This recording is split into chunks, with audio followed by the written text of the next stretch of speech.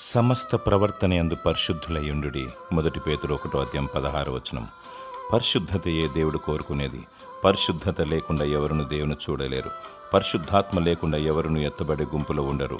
హృదయ శుద్ధి గలవారు ధన్యులు, వారు దేవుని చూచెదరు.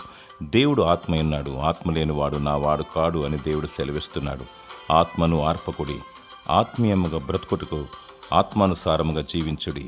మంచి ప్రవర్తన గలవారై ఆత్మను దుఃఖపరచకుండా విశ్వాస ప్రేమలతో భయము భక్తితో దేవునికి ఇష్టముగా జీవించాలి.